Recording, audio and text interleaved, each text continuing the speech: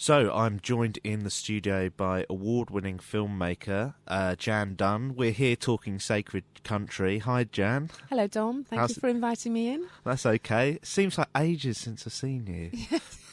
It's been a while. Yeah. So, do you want to just introduce us to the premise of Sacred Country? Well, Sacred Country is a feature film we're planning to shoot this summer in Kent, and it's based on the Rose Tremaine novel, Sacred Country, the same title. And it's my favourite novel, so I'm absolutely delighted that we managed to secure the film option rights for it, and we're underway with raising the finance right now. So how long have you been working on this project then? Oh, well, that's actually a good question, Dom, because we've been working on it for a few years now. I think it's 3 or 4 years, because film development takes a rather long time. And the first option, we were supported with the funding of that by Screen South, which, of course, is based here in Folkestone. Yeah, I've heard of them.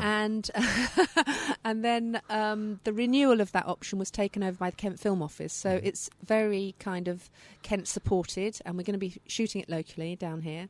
So, it's a South East production. Brilliant. And do you have your cast in place yet? Well, we've got a couple of the main leading roles. We have got some other people as well, but I'm not really at liberty to say publicly, because the problem is when you cast something, you need to get those names in there to hopefully raise the finance and raise the profile of the project. Sure. But of course, come the time of filming, because it takes such a long time to raise finance for a feature film, sometimes there's a date problem and you have to change it all around, and it's all about availability and subject to contract, that kind of thing. But yes, I can say that I'm delighted to be public about the fact that we've cast Jamie Winston in the leading role of Mary Ward. Yeah. And we've also got Brenda Blethyn attached to play Miss McRae. If anybody has read the novel, they'll know what a wonderful part that one also is. So yeah, I can talk about those characters. There are some others as well, but it's difficult because it's only greenlit, as they say, once it's greenlit. But we're very nearly there and very confident about shooting it this summer. Brilliant. And you've worked with Brenda before, haven't you? Yes, I have. We shot a film together called The Calling, which was shot entirely, again, on location in Kent, mostly in Thanet. That was good fun. We also shot over in Wingham Wildlife Park, where we did a scene that was set in Africa. Yeah. So we shot that at Wingham Wildlife Park with some nice grading, as they say. So it looked very hot. Yeah.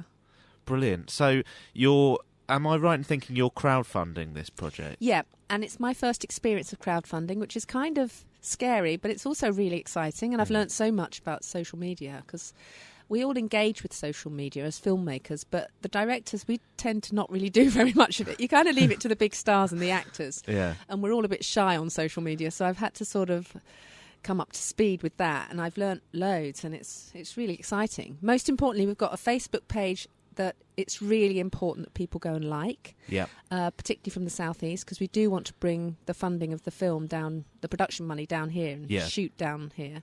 Totally. So if we can raise the finance, we can prove that there's an audience with the likes on Facebook, for instance, and supporting us on Twitter, that kind of thing. Mm-hmm.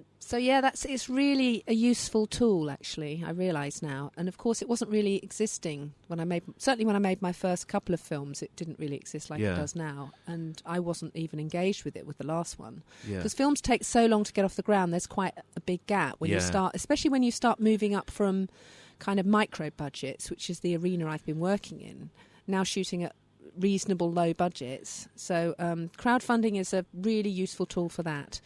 And of course, to raise a portion of the production fund as well. Yeah. But it's just as much really about gathering an audience.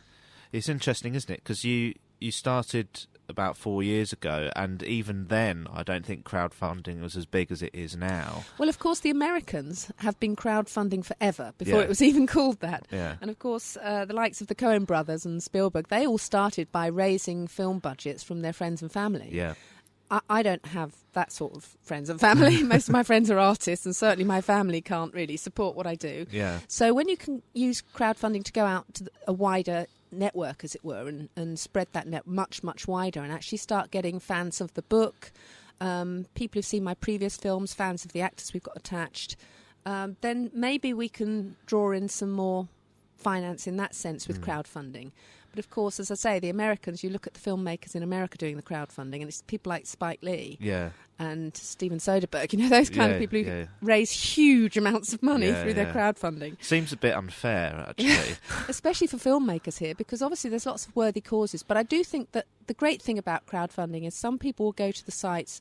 I mean, we're on Indiegogo, and they'll specifically look for films to fund, or they'll specifically look for charities, or specifically look for technology. Yeah. So being in the film section of it, we've got quite an ambitious fund we're trying to raise, but I want to be ambitious about the film, and it is such a wonderful best-selling novel that we hope that we can gather an audience along the way, because, of course, the actual donations start from as little as £1. Yeah.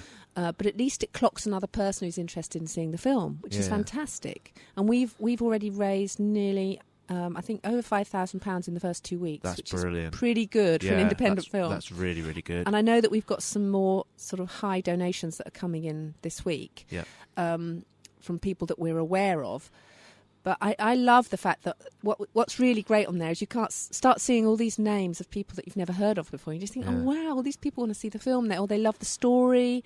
And it's about a little girl who wants to be a little boy. So, and I was a huge tomboy as a child, and I've never seen a film like this. Yeah. So, well, this is what I remember you telling me before was there's been a couple of examples of sort of transgender, sort of from male to female, but there's not been any really from female to male. I'm not aware of any. No, I mean, which seems crazy. Yeah, right? And of course they're doing The Danish Girl at the moment with Eddie Redmayne and Tom Hooper directing, and that's like a massive millions and millions of pound budget. But ours is a very, very different film. Yeah. But there is the chance, of course, when you start making another transgender film, that some of the financiers think, oh well, we've clocked that one off already this year. And it's. I mean, ours is silly and funny in places and tragic in other places. It's a epic tale that spans 30 years. Yeah, there's certainly room for 2 transgender films, I think. And also ours is a work of fiction, because I believe that The Danish Girl is actually it's biographical. Oh right. So yes, ours is a total work of fiction and very much an ensemble piece in the novel. And I love Rose Tremaine's novels for that. Yeah.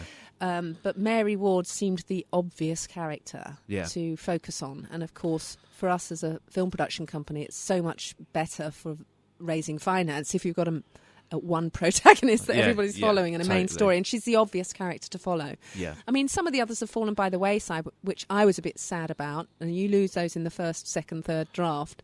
But actually, it's right to focus on Mary Ward. She is a brilliant character. So you're on Indiegogo. Have you got any exciting perks? Yeah, we have. We've got T-shirts, sweatshirts, we've got tote bags. And, of course, the thing about crowdfunding is all of those things will cost more than they would normally cost you in the shops, because we've got to obviously cover our marketing costs to make them and also gain a donation from it. But the thing about perks and what the Americans worked out is that a lot of the donators are much more likely to donate if they've got a perk coming back, like a T-shirt. So we've got T-shirts, sweatshirts, we've got bags. You can be in the film. Oh, that's pretty cool. Those are the big ones. Those are the juicy ones. Yeah. So, yeah, it's kind of fun watching those tick off as well. But lots and lots of people who go in there and fund, they're just putting a donation in. So you can do that from as little, as I say, from as little as £1. You can just go in and support the project to get it off the ground. Yeah, so this is a brilliant cause. So all of you listening, where can we find the website? It's Indiegogo.com. Yeah. And then if you search Sacred Country, our film should come up. Brilliant. Yeah, so go on there, donate what you can, and support independent film in the southeast. Or you can just simply like our Facebook page, which is Sacred Country Movie. And we are on Twitter as well, Sacred_Country. Yeah. And do follow us on Twitter, because we often retweet a lot of Kent-based stuff as well. Yeah, brilliant. Because the whole team's basically from down here. Yeah. It's fantastic. Well, look, Jan, thanks for coming in, and keep us in the loop about the film. And well, I'm expecting you to come and have a set visit, Dom. That'd be good. Yeah, we can do it behind the scenes or something. You might end up as an extra as well, if you're not careful. If I catch your eye when I'm looking around for one. Okay, all right. I'll be warned then. Okay, thanks very much, and speak to you soon. You're very welcome. Thank you. Cheers.